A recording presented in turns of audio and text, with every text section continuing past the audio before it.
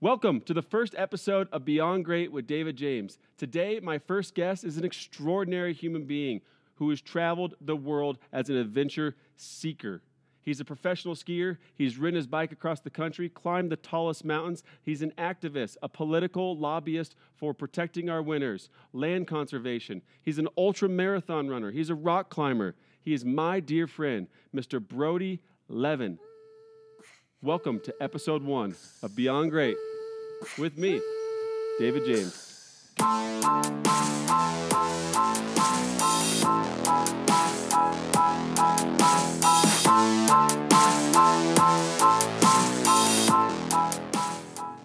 Okay, let's do it.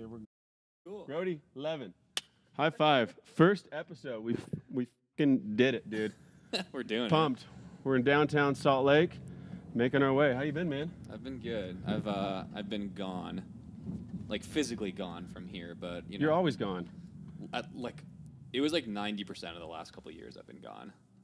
Like, what timing that I called you to do this podcast and you're in town for what, a I day? know, right? No, this is my first week I've been in town in 2018, and it's May. Really? Yeah. Where are you taking off to tomorrow? I go to Washington, D.C. to lobby with the American Alpine Club and the Access Fund. And then What does that even mean? I hate politics, but I found myself increasingly involved with them, which I've kind of got mixed feelings about. It's like all these things I care about, like the environment and public lands, and that's really the extent of the things I care about. In order to move the needle on them, it seems like I need to get involved in politics, and it's not. The thought of politics isn't fun for me, but like the actual act of lobbying, which it turns out lobbying is just like talking to someone. Yeah? Has been super good for me, and it's like really easy because I can go up and talk about things I care about. It's not, I don't need to like know about, all this political process and stuff. Like I just like go to DC or go to the Capitol Hill here in Salt Lake and like talk to them about things that I care about, being the environment and public lands and our jobs and the economy, and like I can go there and talk to them, and hopefully they take that into account then when they're making the decisions that they make. You don't watch any movies, I know this, No. but there's a movie called Thank You for Smoking, Mm-hmm. and the guy's like, he's the head lobbyist for the cigarette industry. And But he's such a scumbag. But he this is the documentary. No, it's a Okay. it's a fictional show, but like he's like, I always fly coach because if I can convince one of these guys on my right or my left to smoke by the end of the flight, then I've paid for my flight, and like, God. but he's like really good at like convincing people. So Yeah, that's the thing. Like it's like lobbying, but those like lobbyists have such agendas, and they're all paid lobbyists. They walk around Capitol Hill with name tags that say, "David Windsor, lobbyist." And So we're are you not like that. Are you seeing the agenda or any kind of progress in what you're doing? I mean, you're doing it for land management, protecting our winters. Are you seeing any kind of improvement on this, or is it kind of just, speaking out to a dead canyon? Yeah, I think like the needle was really moving until the recent administration, and just like by virtue of the Republicans taking over the House and Senate, and how like politicized and how this has become such a party issue now. That's like changed the health of our planet just by virtue of it being Republican. Like it shouldn't be a Republican Democrat issue, right? But like it's become that, unfortunately. And so like we were seeing major progress, and now like with I like helped work on the Paris Agreement that was passed, right? And all of a sudden Trump pulls out of it, and like it's like all these years of work that we're just gone all of a sudden. And so those kind of things So feel like we're taking do you steps have backward. like an end goal with this whole thing? I mean, is there something you're moving towards for the conservation or the agenda? I think at any given time we're working on like a certain each area is like working on an issue, right? So like here we're talking a lot about public lands issues with Bears Ears, for example, which is setting precedent for the rest of the country. And like okay, like let's say we make headway on that, or we lose on that battle, or whatever it is. It's like there's always going to be another thing that needs addressed. So like yeah, there's no real end goal except I think to stay involved, which unfortunately means. Do you enjoy it? The politics thing, like, I actually do. It's like, if you were to just say the word politics, no, I don't enjoy that. But, like, going to D.C., like, wearing a suit and meeting with these people for, one day is not the end of the world. I feel like I'm making a difference, and I feel like I'm, like, doing something that I care about. Because, man, like, what I never would have guessed about the whole pro skiing thing is how how selfish it could feel and how like almost meaningless it could feel if all I was doing was like, I don't know, just going skiing every day, right? Like that wouldn't feel good. And so Interesting. I like, feel like that. I'd feel good if I skied every day. like it totally like it just for me, like I'm not doing it. I'm doing it because it does feel right, and I definitely don't mind it. I feel like I'm doing something about something much more than just myself. Yeah, no, I get what you're saying. Otherwise, all I'm doing is interviews and talking to sponsors and going skiing. Like that doesn't So feel meaningful. let's talk about the whole pro skiing game. I mean, for those that don't know you, you know, like you've made a complete business out of this, out of your life and your career, and that's what I really have always admired about how you've done it. Like you know, you're one of the first to say, like, you're not out there being the best skier. You know, like you're out there promoting brands and telling stories, and you kind of created a market in itself, like in this new age of social media. Like ignorantly, I feel like you were one of the first, you're the pioneers of this kind of new age. You know, obviously there was always alpinists and mountaineers telling stories and stuff, but you were kind of the one to do it and bring it to a social media world. Has it become too political in the business sense that it's made it less enjoyable for skiing for you? I definitely don't like skiing every day like I did when I moved to Utah. Like I moved here to ski every day, and that's what I did for the first 6 years, and that's just not what it's like about for me anymore. Like I still enjoy skiing, but You're running a business. I'm totally running a business, and just like they say about anything, you know, like you get to it, like you're a pro skier, you ski less than a lot of like the other people that are just ski bums or whatever, you know, because like it's really hard to, I think, understand for people to understand the fact that like it is all of the aspects of any business, right? Like I have to do my bookkeeping and my accounting, and I have to have these interviews, and I have to be doing this and that, and tons of computer work and emails and dealing with sponsors, and like those things don't just get done like, oh, on the chairlift, you know, like it's and you're constantly done. like kind of recreating the brand of Brody, you know, like you are a product, and you know what's selling and what's not selling, and you got to tweak it's just like you're selling anything. Totally, and like that recreation, like being dynamic with the market, so to speak, is like really important for me, because if I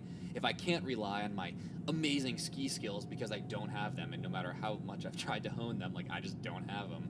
And so if I can't rely strictly on that, or like a competition skier who can rely strictly on competition results, if I can't fall back on those things, I need to be able to fall back on a well-designed business. And if I'm going to do that, like it needs to change just like any other business. So how does your business work? I mean, like, are you pitching these people for impressions, likes, views, or are you pitching them based on a salary, or they pay for your, you know, like you get a budget and you can spend it on a trip and whatever and free product? How do you get paid? Yeah, I mean that's part of it that's changed as well. I think you're right in saying that like I was kind of a pioneer of like embracing the multimedia aspect of it, including social media.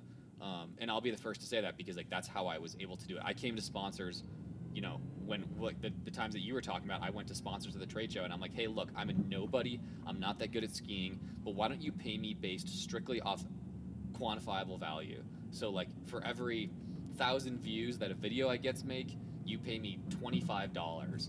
And for every 1,000 Instagram followers I get, you pay me $25 or whatever it was. And that way they could decide how much these metrics were worth to them.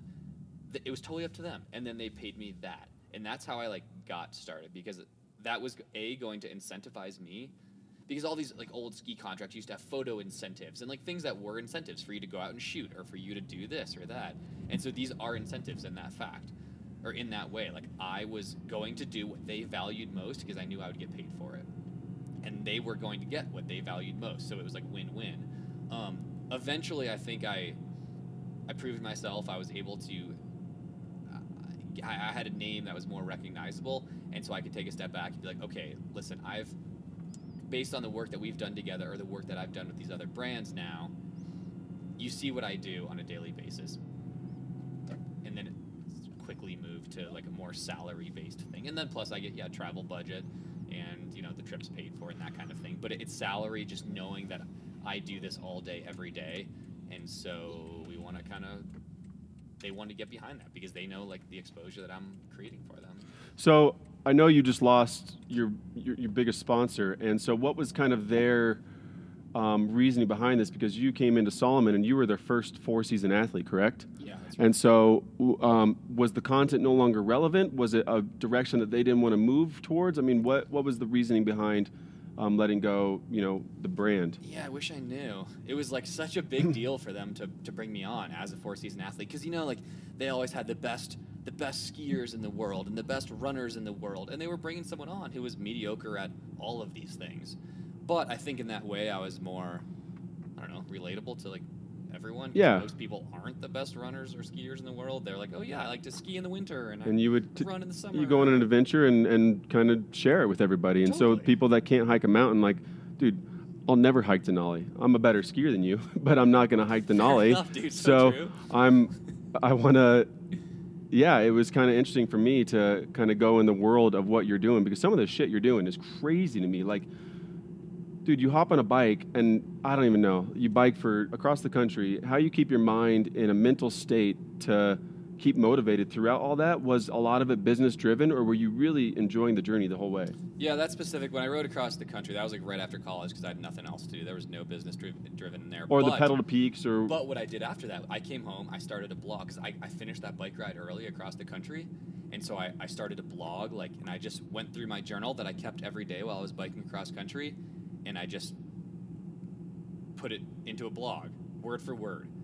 And I sent it out to all my friends, and people started reading it, and that was the start of my business right there. Cool. I didn't know it at the time, but that is what I'm then I had sponsors for my blog, and then I had sponsors for my for my sports, and then I had salary for my sports, and I had travel budget, so those things, it all just kind of snowballed from that one blog, which was not intended to be a business decision. I feel like that's how any good business starts, you do it just for the pure love of it, Totally, and if you're doing it for free and people enjoy it, well, you might be able to make some money out of it too. Because that was the first thing that felt really selfish for me. I rode across country. I had these pretty life-changing experiences by myself, kind of for no reason. I was literally just I need to go home for Thanksgiving. I'm going to bike there. And I was living in Montana. Yeah, I remember that. With Robin. So I'm oh, I'll just bike there. And then I had all these experiences, and everyone's are you going to write a book about it? Or is this going to be a fundraiser for whatever research? And I'm no, I just kind of did it. No, I'm just crazy.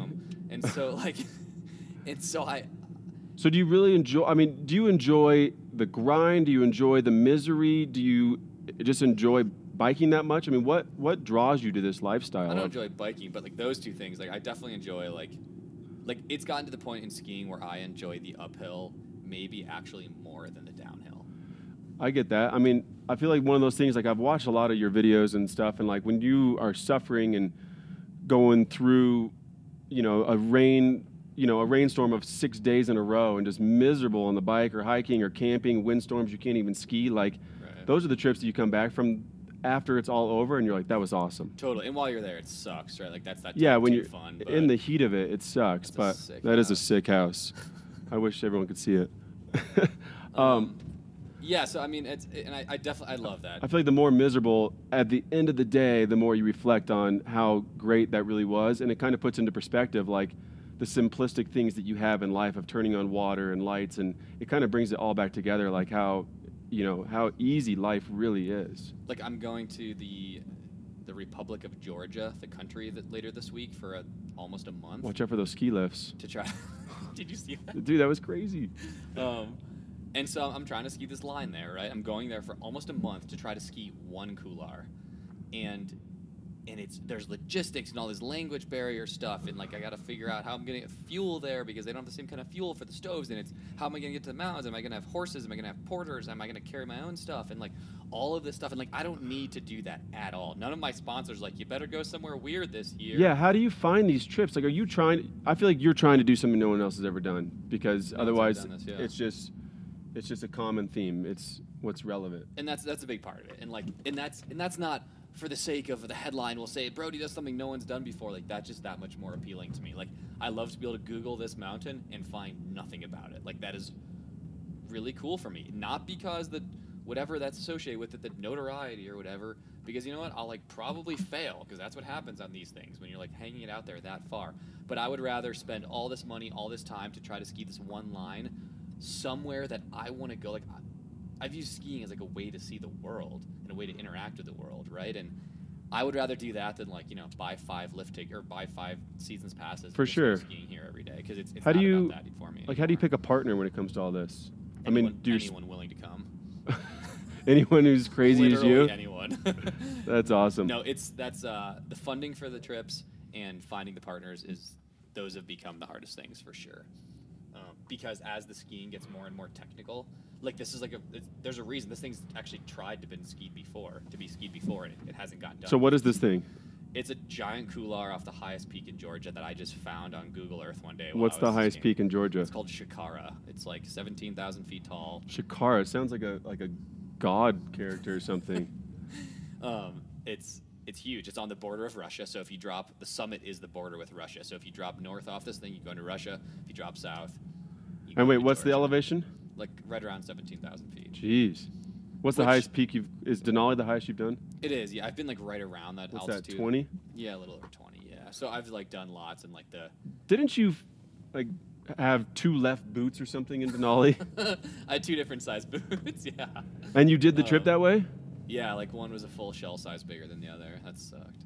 Oh, that's Stupid. That's the Joey. Do you know what a Joey is? Oh, yeah. Oh, yeah, you're a Joey. I'm an East Coaster. Yeah, so that was a pretty Joey move, yeah. Look at all the solar. That's cool. Dude, this is a beautiful time of year. All these trees, and I love the avenues. I mean, I think anyone can relate to this stuff, though. It's like, it's like you have a cold shower. You, like, purposely turn your shower to as cold as it gets, right? Do you do cold showers? I tried one yesterday. It sucked. I do one every day. Literally every day. Okay, and why do you do it? One, day, really? yeah, one, it's a mental challenge. I like, and 2, I've gotten used to it so much. Like, it resets my brain and my body. Like, when I get out of a cold shower, I'm in a completely different mind state than when I get out of a hot shower. Up there. That's cool. Oh, that's way cool. And you could have the hot shower. You could just turn it to hot. Easy. But you have to, like, it's even more of a mental challenge because you have to force yourself to go cold, Especially right? in the winter. But, like, if I'm not in a good mood or I'm tired or whatever, like, a cold shower sparks me and gets me ready. I mean, and I'm only in there for 2 minutes. 1, I save water because I can only stay in there for a couple minutes. So you go, like, full cold. Oh, I'm all the way cold. Not, like, lukewarm. No, like, I take one every single day. And I think, like, that's the kind of thing that anyone can look at and be like, oh, yeah, like, I see the value in doing it. Yes, it's more comfortable to do it, but it adds something to, like, you as a person by taking that cold shower. And I think that the same goes for, like, the type of skiing that I do for, like, people who, like, challenge themselves to run a marathon. Anything like that. Yeah. Like, there's something to be said for that challenge. And I've, like, been saying that, like, things that are hard for you are good for you. And I like that. Really believe that to be the case. I think, agree with like, that. Things that challenge you, like, offer you something that just taking the easiest way out doesn't take. Well, you don't get rich or ripped or fit or whatever it is by just taking a pill or taking an escalator the easy way. You gotta put in the work. I think there's, like, a certain group of people, for example, who never take the moving sidewalks or the escalators at the airport. Yep. Right? Like, you'll see everyone else and for some reason you're taking the stairs with your 2 carry-on bags and you're miserable. And, like, I've always been that guy, and I'm seeing it, like, in other aspects of my life. Like, I'll see, like, whatever, a fly in my house, and I could just, like, be like, whatever, I'll deal with it later, or it's going to die or whatever. But, like, I go out of my way to get that fly and let it outside. I had a business partner that was, his whole MO was the details. It was all about the small, minuscule details that no one will ever see or know that you did. And over time, that's what created the foundation of a really strong business. And when big businesses like GoPro or whatever are going under after, when they're billion-dollar corporations, you're like, what happened? They let those little details slip. Oh, it's okay. Let it go. Let it go. Like, don't worry about it. And over the course of 10 years of don't worry about it, they're like, what the fuck happened? And that's what happened. You remember the broken windows theory? No. It's like the concept that was used in, like, I think New York City in, like, the 70s, I think, maybe the 80s. But it's like, if you address all the buildings with broken windows, hopefully it will prevent, like, if you just get those windows fixed, it makes the neighborhood look nicer, and people are less likely to then graffiti or then steal, and, like, it's the small things that can make the big difference. That was proven completely untrue, but I've taken, like, that concept to, like, my life, where, like, if you just don't worry about window, that. If you fix the window, like, the bigger things will never happen, right? If you, like, let that fly out of the house, you're never gonna have 20 flies in the house. If you, like, take that escalator once, or if you choose not to take that escalator once, you'll be like that much fitter of a person, For sure. It's also just getting your brain in the right place that when something needs done or when you have an initial thought that you act on that thought right away. And so it's the same thing as I should go for a run, or I should write that email, or raise money for that campaign or whatever. And you have that thought, and you only have a couple seconds before your brain goes, nah, I'll do it tomorrow. Totally. And when you act on that thought immediately is when, you know, those compounded effects add up over time. And that's what creates, you know, lasting change in someone's life. Really well said. In whatever aspect you're trying to create, whether you're trying just to get really, you know, you're trying to lose a couple hundred pounds, or, you know, you're trying to build a business, or just be a good person, whatever it is. It really isn't any different. You're so right. Like, it's that same thing. I haven't been all these places. Yeah. It's that same thing. Like, wow. I bet these are really cheap lots. Huh? Dorchester Point. Yeah, sounds cheap. Nice name. And I think that's what, like, is a big part of the driving force for me, because I'm not trying to encourage people to go to, like, the border of Russia and try to ski something that's never been skied before. You know, that's not what I'm saying is a good idea. But I'm saying, yeah, you're trying to lose a couple hundred pounds, or you're just trying to get your email inbox to 0. Like, whatever it is. Yeah, it could be anything, like, in your life. You know? Just being a good parent, or, you know, whatever. So you cross-train with running. Is that kind of the same thing, like getting out of the house and running? Are you running because you actually like running? I mean, no. I hate running. But are you doing it to stay in shape for all these expeditions, or are you doing it to challenge yourself? I mean, I think it's the same way. I started backcountry skiing because I wanted to access good powder. I started running because I wanted to stay in shape. All of a sudden, I'm backcountry skiing for the sake of backcountry skiing, in the same way all of a sudden I'm running for the sake of running. What's like an average run for you? Distance? Let's say... Yeah, like if you go for a run today, what do you 10 miles and 2,000 vertical feet. Okay. Jesus. And I don't run that. Didn't you sign up for like an ultra, like on a whim? Yeah, I ran 100 miles without training last year. That's stupid. But you train every day, essentially. I mean, you didn't train for an ultra, but... Bingo. But you're a runner, like That's what like is left out so frequently, right? Like I'm not a runner because I run every day, because I don't do that. But like I'm a runner because I went and ran 100 miles, and I'll rock climb the next day, and I'll go for a bike ride the next day, and I'll go skiing the next day, and like I think like that's what I'm more all about, is like that ability to, like, you know, jack of all trades, master of none, right? Like I don't have any desire to run every single day, because that sounds boring to me. Well, it's one of those things too, like don't get ready, stay ready, you know? So you're ready when the opportunity comes. And so there's an opportunity to run an ultra marathon, you're like, yeah, I could do it. Like I've never, you know, trained for this, but I run every day, so I'm, you know, essentially you're ready. Like, and it's because that concept of training now means like, oh, you have to follow this book in order to train for 100-miler, because the average person can run 100 miles if you start 10 months in advance, you do this regimen of things. And part of me is like, okay, like I stayed ready, so I was able to like go out and do it. Was I trained specifically for 100-mile race? No, and that's why I'm not. Am I trained specifically to go climb this mountain in Georgia? No, but do I think I can, like, A, adapt to it using the fitness I have, and B, I have that little bit of extra push. Like, I can dig really deep. I have a big engine that you I'm embrace able to, the like, suck. I can run on fumes for a long time, and that's mostly mental. Like, That's really a lot of it's mental. I mean, I think everybody has that mental capability. Totally. I think that we all perform at a level of quit. You know, like when we get to like 60, 70, 80% of max, whether it's just trying to do 2 extra reps of abs at the gym, like you're just like, that's good, you quit. And yeah, it's a very rare characteristic, but I think you've been in such shitty situations so many times in the middle of nowhere where you have to step up and say, I got to get this done. Like you can't quit halfway up a mountain when the storm's coming in. You have no choice. Yeah, you literally have no choice. But check it. Do you go to the gym now? Are you a gym guy? Yeah, dude, look how jacked I am. And tan. You're thin, man. you really see, like, it's easier to quit at the gym, right? If I go to the gym, I cannot perform. But if my life is on the line, like, I can perform.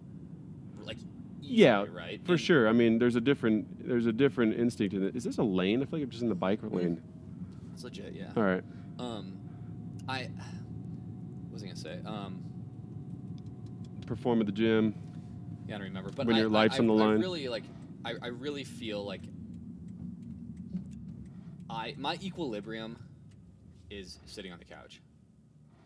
Like I'm not one of those people that like have to move every day for my happiness. Interesting. Maybe, I thought you were opposite. But physically, dude, I love sitting and I love ice cream and like. Nothing else matters. What do you do? You just read? Because you don't if I were to sit? You don't watch shows. Well, I don't sit. my equilibrium is sitting, but I don't sit. Oh. And it's like, that's why it's a constant battle every day.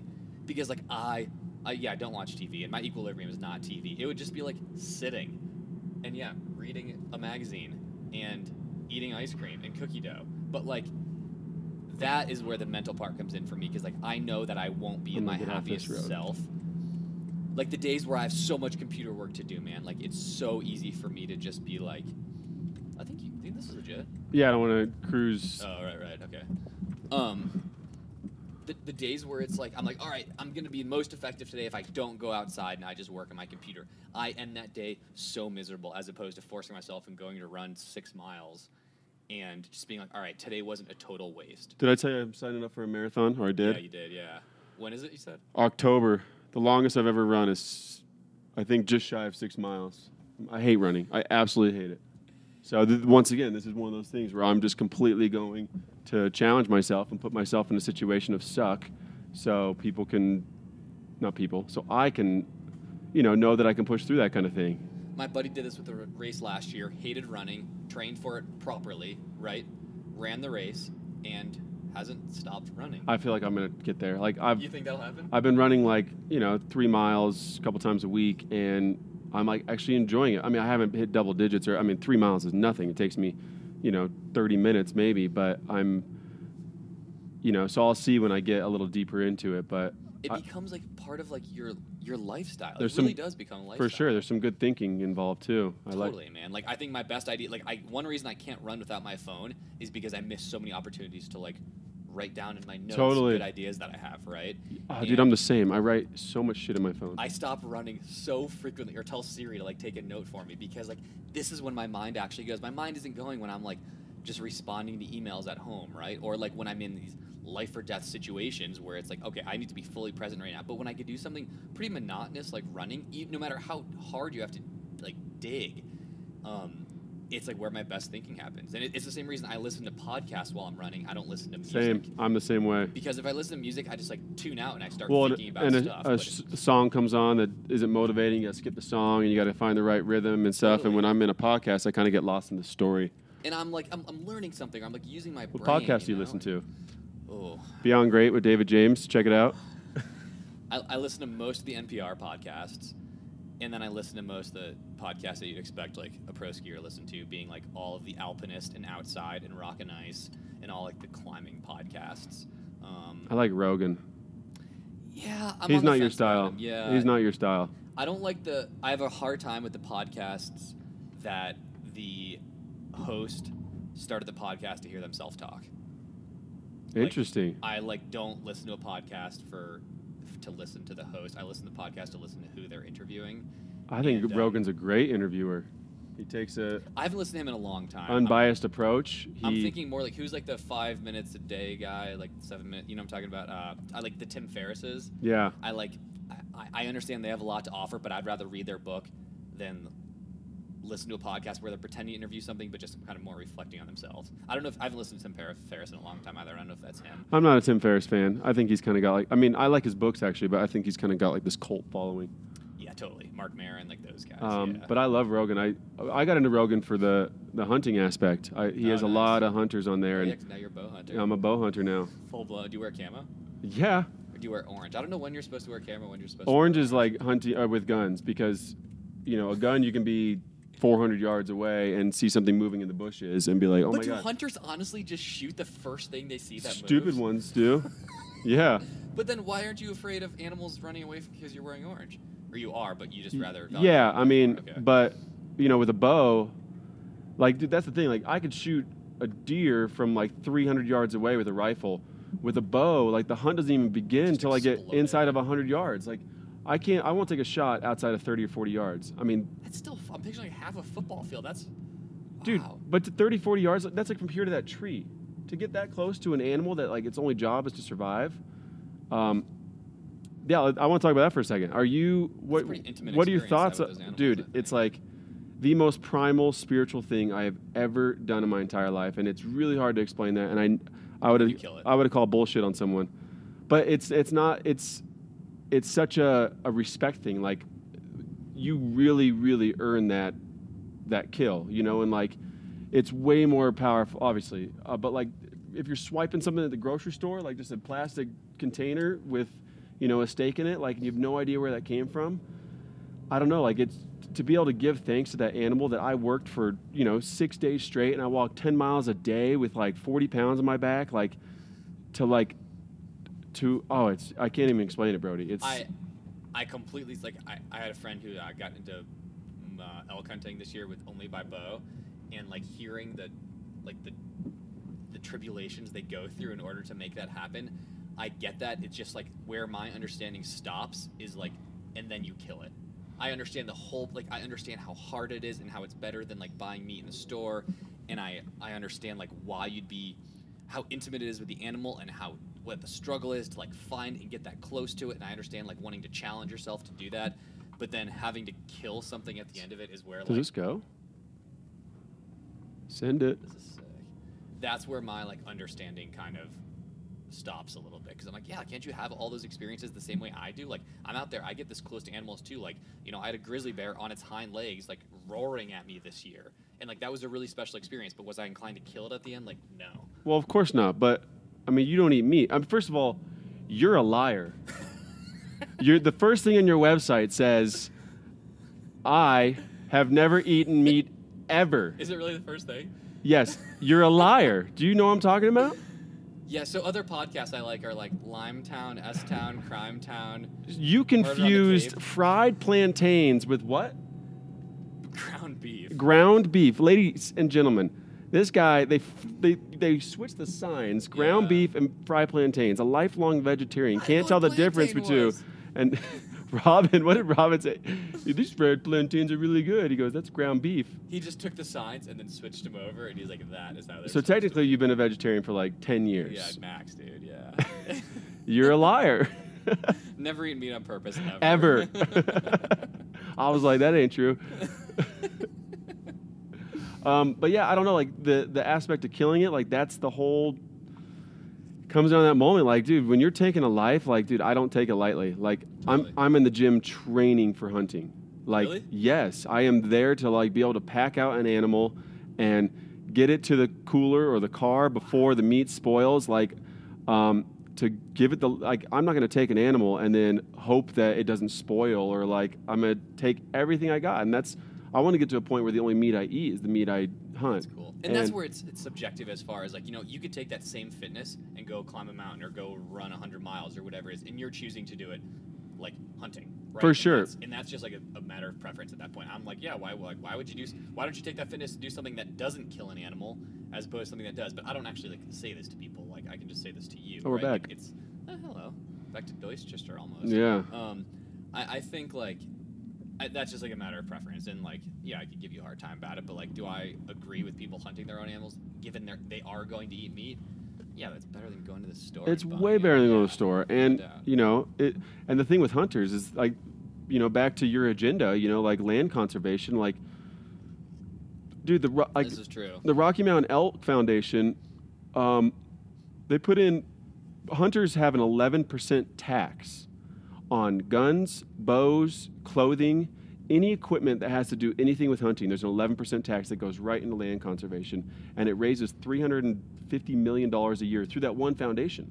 And is the outdoor industry doing that? Nope. No. I mean, you go talk to anybody that's pro land conservation or pro wildlife or pro, being good to planet Earth, and no organization is putting that amount of money into conserving the land and the animals. And since the last like 100 years, like they've gone from like, I don't even know, it's like 20,000 deer to like 30 million deer in the U.S. And it's because of hunting. And a lot of that, I mean, most of that could be contributed to hunting. It's totally true. I find myself on these panels sometimes about public lands issues, and I'll be on there with like, the director of this or that hunting organization, and we're talking about the same thing. Like, we want to preserve and conserve these areas, but we are doing it with for different reasons, but with the same end goal, right? Like, we want to have these areas be pristine. They want to have it so they can take animals off of it. I want to have it just so I can go there. But like, we are trying to achieve the same thing, really. and hunting's doing it much more effectively than the rest of the outdoor industry, which is interesting because like hunting's not really part of the outdoor industry the same way like biking and running aren't, which doesn't make a whole lot of sense because it's people enjoying the outdoors. But hunting is crushing in that regard and always has been. Like historically, the bait and hook and bullet industry or whatever it's called, hook and bullet industry, like is much better about that than the rest of the outdoor industry. Yeah, they actually care, you know, like and there's no, they don't. Everyone actually cares, right? Like, or the outdoor industry does too. Fair enough. It's just they're actually putting their money where their mouth is. And there's such a stereotype behind hunters, and it wasn't until I got into it that I really realized, you know, how true it is. Yeah, how, and I've never like when I am out there and I'm like, oh my god, like 100 years ago, like what if I was out there like I had to come home with something because my child hasn't eaten in a week, you know, like it's really primal and it's intense. That's how animals feel every day. Dude, their only job is to like reproduce, eat, sleep, and survive. And avoid you. Yeah, totally. 100%, and they're good at it. they're really good at surviving. Wait, so what do you want to kill with a bow? Elk, deer. Elk and deer, huh? Just like white-tailed deer. White-tail or mule deer, yeah. Can you eat those? For sure. People eat deer. Venison. Oh. Really good, yeah. Yeah, back home in Ohio, we have a ton of whitetail. People just kill them just like for recreation. There's a lot of that, you know, that's the stereotype, you know, which is too bad, but. And like southern accents, that's the other stereotype. Hot damn. So who are you going on this trip with next? I'm going to Georgia. I'm going to this young ski photographer from here who's born and raised here, Mary McIntyre. We went to I skied in Uganda last year. With Robin, right? With Robin and Kasha and Mary, who are two really good skiers from here. And Mary's become like one of my best ski partners around here. I just met her a few years ago, but she's become really solid. And so yeah, she hasn't skied or done anything like this specific line before, so I think we're both really psyched for her to come. And she's a great photographer, and just she's traveled the world like growing up, and so she's just really easy to travel with and good to travel with, which is honestly as important as any other aspect of her ski abilities on a trip like this, because you just spend so much time on buses or in airplanes or like sitting in the tent, and like someone who you can spend that much time with is really important. Does it ever get old? Like the whole lifestyle, the whole, like, do you ever wish that you could just, you know, wake up and not have to go get on a plane and do all that shit? Or do you just love it so much? I think I still love it so much. I wish I could do two things at once. I've become really interested in like interior design and architecture. Cool. And that just has to take the back seat because I'm never home to do those kind of things, you know? Like, what does my interest in these things actually look like? It looks like what I'm choosing to look at online, like what my Instagram feed is full of, like that's what my interest is, you know? But theoretically, would I love to open like some kind of like interior goods store in Salt Lake, or would I love to like kind of become a developer or something like that? Totally. But is it practical to do those things simultaneously? No. Do I want to go to grad school more than anything? Yes. But what do you want to go to grad school for? I want to go to grad school for the sake of learning and going to grad school and like being in college again. Like I didn't quite get enough of that. And it's not so I could have a piece of paper or so I could get some job. I want to go to grad school like for sustainable development or international development or something about like renewable energy, or for architecture, or for economics, like whatever. I want to like stimulate that part of my brain that has, I think, atrophied since we graduated from Westminster. I don't like I notice it in my vocabulary and my public speaking. I notice it in so many ways. Like my ability to like critically think has really atrophied since graduating, and I would love that to kind of be reinvigorated, and I haven't found a good outlet for it. Obviously, you read podcasts, but it's. I think it's probably a new mean. You know, nothing can replace that. Like in a classroom with a professor and a group of like students, right? Like that doesn't seem to be replaceable to me. And so people are like, you could totally go to grad school. You could do like an online thing. You could do a nighttime thing. I'm totally opposite. And I'm like, if I'm going to go to grad school, I want to be there 110%, which would mean giving up my entire career, which would mean giving up a lot. And like, I feel like the replacement of that is the doing part. Like, no college education could have ever prepared me for running a business for 10 years. And, you know, negotiating contracts with business partners, having to let business partners go, like trading overseas, like same thing. Like you could have gone to college for 4 years to learn how to be a professional blogger, mountaineer or whatever, and storyteller, but just doing it is. So I don't think that I do think it can be replaced personally. But I'm not saying it as. But you're looking at like as having college as a means to an end. Like in order to be the professional skier, in order to own We Do, whatever it is in the end, right? I'm saying like I want that experience that of sitting in a classroom, learning kind of anything, but I want to like have that like really. I remember the honors program at Westminster was so good for these like really really deep conversations that got you thinking, and you really had to think before you spoke, and that is what I'm looking for. I'm not looking for so I can do that in order to do XYZ. Got it. I just like that classroom environment. Because you're not a get a job kind of guy. No, I'm not going to get a job, and I don't need a degree for whatever it is I'm going to do, you know? Like, I think college it's kind of sad how, I mean, it's turned into that. It's worthless. Totally. And the only thing I think it's not worthless for is that ability to have really good conversations and to think critically, and that's what I'm really missing. So yeah, I'd love to go to grad school. I just don't want to do it online. I don't want to do it at night with like 3 grandparents who are just doing it for fun. I want to like be there, and that's not something I'm willing to do at this point because is there growing. Is there anyone in your life right now that's like kind of influencing you in the things you want to do? Like whether you've met them or haven't met them, it could be someone just you follow on social media. But like, are there people that are kind of driving you to be a better at whatever craft it is? That's a really good question because I find myself probably like you surrounding myself with people like you, like people that I don't know many people that have gone out and just got traditional jobs. That's not who I'm surrounding myself with. Mm-hmm. And because of that, I'm finding myself picking up like bits of inspiration and motivation and tips and tricks from almost like everyone I'm interacting with. I'm like, okay, this person's really good at they've developed their own business, and I think one reason it's thriving is because their marketing is so good. This person's really good at public speaking. This person's really good at self-promotion. This person, I love their humility. This person's a great skier. This person's a great writer. And I'm trying to like kind of pick and choose because I did create this career from scratch, and like it isn't like a job title. Which is very admirable, by the way. I wanted to just tell you that. Thanks. What you did. Thank you. And so if I don't have an exact role model, look up for their entire, scope. But I love you because your ability to like maintain a healthy relationship and a family while owning your own business. I can take that from David. And like, I can't just take that. I wish I could just take that. But like, I can look and see like, okay, what has facilitated that in your life that you're able to like do that in such a healthy way? Okay. I can look at someone else because like, yes, they have a terrible personal life. Their relationship life has totally sucked, but they're a really good writer. And I would love to be able to like leech onto that. Yep. And this person who lives in the back of their car and does a ton of drugs, but for some reason they're an amazing skier. How can I like take that into my life? So like if I probably inject it or something. But depends on the drug. I think we are like a mix of the people that we spend our time with and we look up to, and I'm really trying to do that. But in the same way I do with my sports, I'm finding myself being like more jack of all trades, master of none, which I think has its negative side effects for sure. You can't say master of none. I mean, I disagree with that. You've completely mastered the path that you've taken as a you call yourself an adventure skier and storyteller. I classify you as an adventure seeker. You're seeking the mountaintop in your running shoes as well as with a climbing rope. You're not. I don't think you're an adventure skier. I think I agree with that. You're tapping into many disciplines on the adventure side.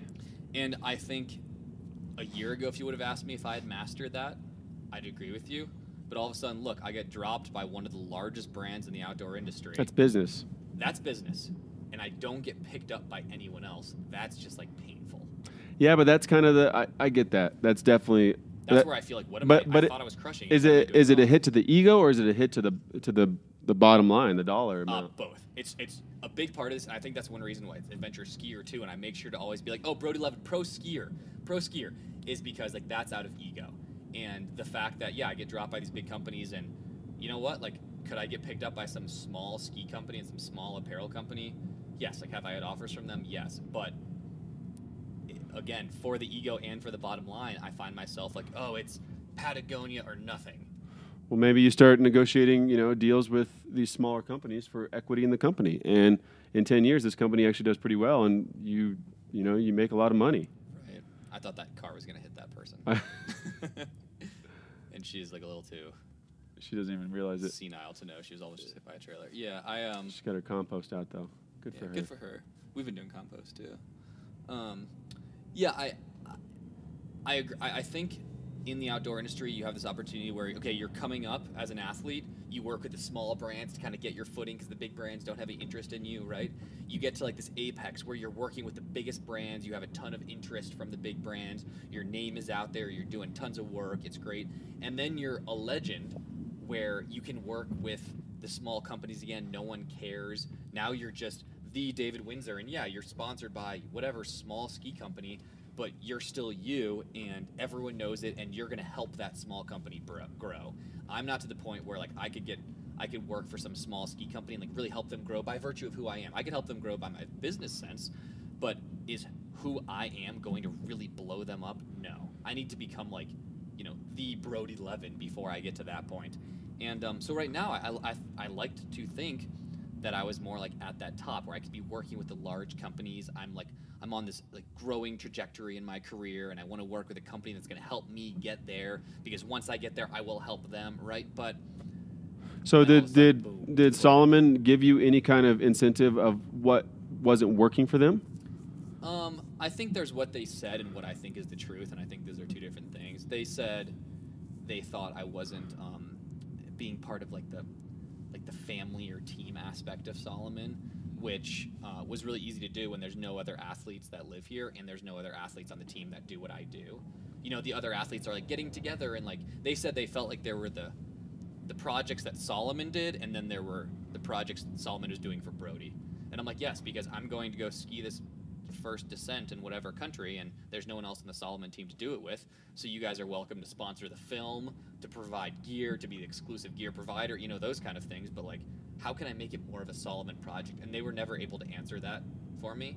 I was never able to learn what I was deficient in to become like more part of the team. Yeah, that's where I was thinking, like, what were you deficient in to change that avenue for the next route? They could never tell me that. They wanted me to do stuff with other people on the team. And then I'm like, great, so there's no one else on the team who does what I do.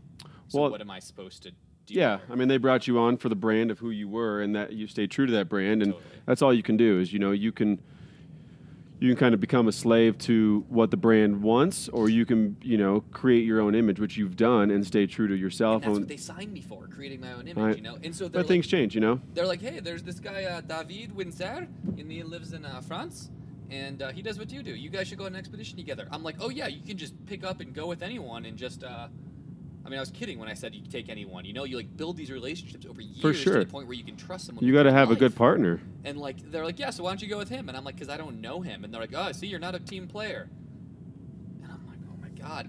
And then, there's just kind of miscommunication about what they think I do versus what I actually do. So it was really problematic, and it came out of nowhere, and they did it at the end of the calendar year, which no brand is looking to sign a skier. So I think my ego is really hurting right now because, yes, there's no one picking me up, but it's because, they fired me in December or whatever it was, and everyone's budgets are done by then. So I talked to all these brands that are like, yeah, you'd be a great fit, but we don't have any room on our team because our team's been assigned for 6 months. So really when I get back from Expedition this year is when I'll start looking for new sponsors and hopefully having more luck. They did it really inconsiderately. They did it with no warning, and they did it. It was a pretty rude move to do it that time of year because they knew I wasn't gonna be able to get anything. Yeah, and a company that size though, you never know what's coming from what. Like it might just be someone saying, "Cut it now." Totally, they're doing their job. Totally, and I can't blame them for that. What I can blame them for is the fact that they fired me on the day I closed on my house. That's just shitty luck. Ugh, God, dude. So what's next for Brody Leven? I mean, are you pursuing this for the next 10 years? Are you enjoying this? Or do you want to go, create a new business model, whether it's in architecture or interior design? I mean, yeah, what does Brody want to do? I mean, where are you headed? I don't think I want to do the latter. I think that's kind of more of a hobby for me, I think. So you're always going to be an adventurist? I think so. And I think, I look at some of the people I do really look up to more as like a whole person, as someone like Conrad Anker, who has done this for a living, make a perfectly, good living salary or whatever, have a perfectly normal life, have a family. I don't know about me doing that part of it, but have been able to stay in the game and constantly reinventing themselves. Chris Davenport, right? Like constantly reinventing themselves, like from hosting, but still doing cutting edge climbing and skiing. Yep. They're being more selective about the trips they're going on, who they're going with, how frequently they're going, because they have, a business to run. They have a family to. And it's a lifestyle choice too. I mean, you definitely choose to like not get a job and to be able to, on your free days, do whatever you want, go for a run. And Totally. you're not in this game for the money. You truly are in it for the passion of, and a lot of people wish they could do that. And I think I'd push back on not being in it for the money. Like I think, just like any business, like if you wanted to take the easy way, you wouldn't have started WeDo. Well, you got to get paid, right? And so like you thought like you could make WeDo successful enough to the point where you maybe could do better financially than just going to get an accounting job somewhere else. Right? Yeah. And that's the same thing with me. Like I am incentivized to work as hard as I can because I know, hopefully in the long run, my income is a direct result of how much work I'm putting in. And so right now I'm working really, really hard to kind of get my feet back under me. It's not as bad as I'm making it sound, but and then he's poor. I saw his house. To hopefully continue to go from there. And so it really is like I have a good work ethic. Like I work really hard. I'm not just like sitting back on my laurels, just taking these checks from these sponsors. I'm constantly trying to find new avenues, not just for income, but for the sake of adventure, for the sake of promoting the brands I work with, for the sake of self-promotion. And I think all these things are directly interconnected. Yeah, when you started this, you really had to put yourself out there. I mean, you kind of... Worst part of the job. Yeah, I would say so. I mean, I haven't had social media for years, and I just started back up for this show. And in all those years you haven't had it, I've had to interact with it every single day. Like multiple times a day. It's like when I think about the fact that like, oh yeah, you have a kid at home. All of those days I haven't been thinking about David Windsor for the past 5 years. You've had a kid you're taking care of and a wife. And I'm just like it's the same thing. Like every day that you are gleefully getting to ignore social media, I'm having to like pound my head on my desk because I have to open Facebook again.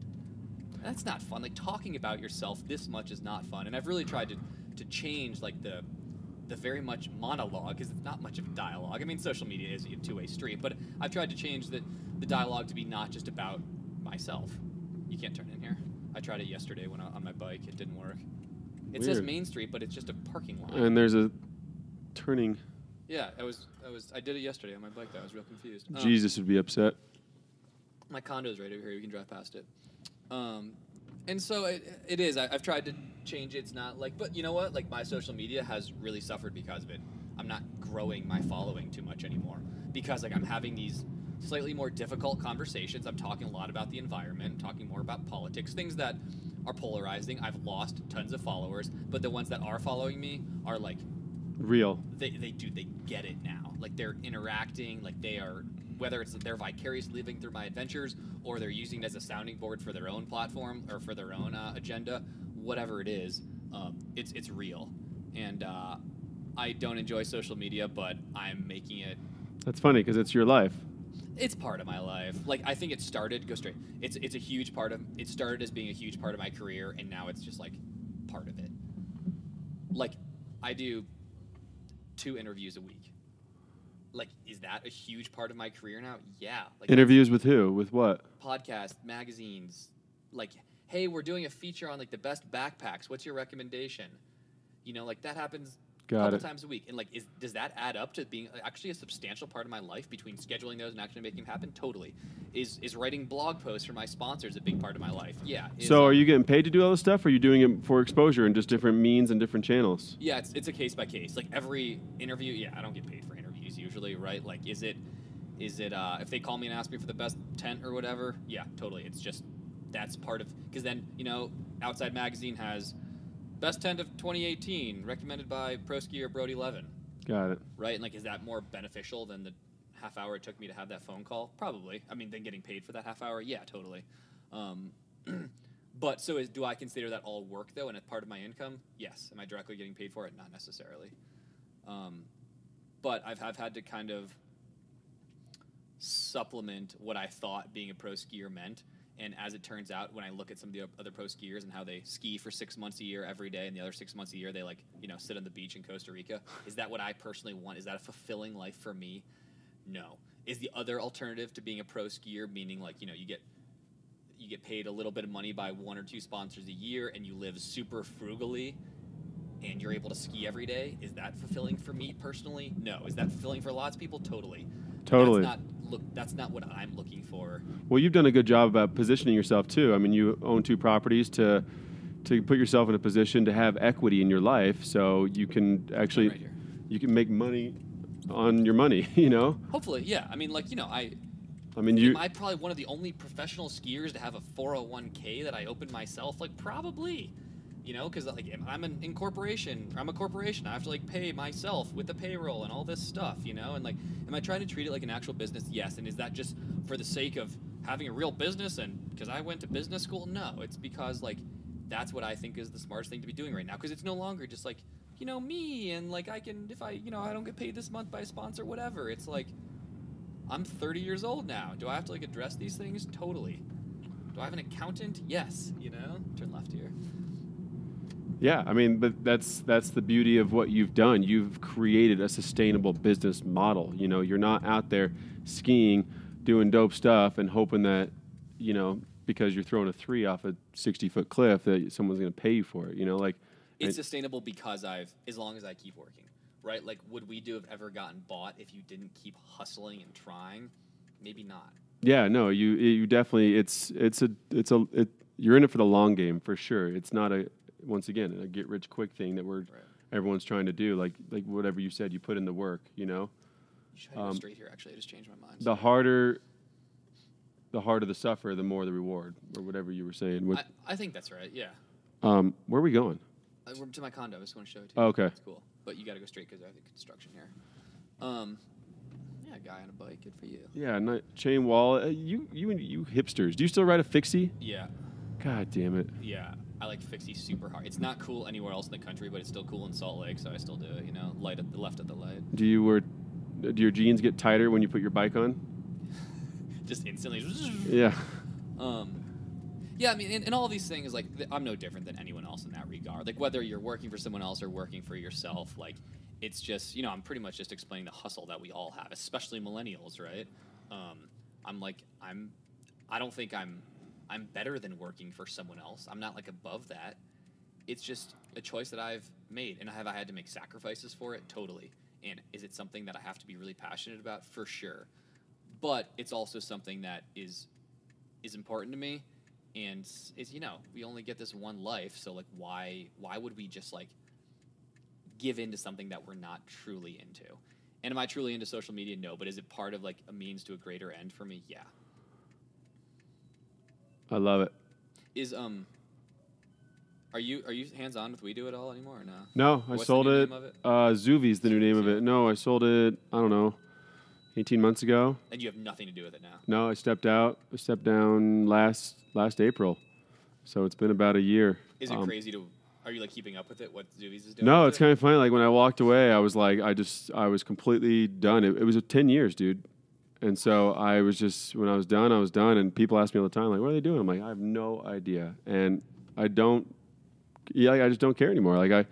I put that aspect of my life, in a file cabinet that was very beneficial and very helpful to me. And I'm forever grateful that I did it. And right here. Yeah. And is it something you would go do again? Would you start another company and try to sell it? Yeah, but I wouldn't do it. I won't do a food or a product-based business. It's so brutal. So my condo's, this is an old upstairs right here in this corner. A friend of mine used to live in this place. That corner one, and it's an old factory that they renovated for the 2002 Olympics for athlete housing. And it's really cool exposed brick walls. Industrial floor, totally really old hardwood floor, exposed ductwork and duct work.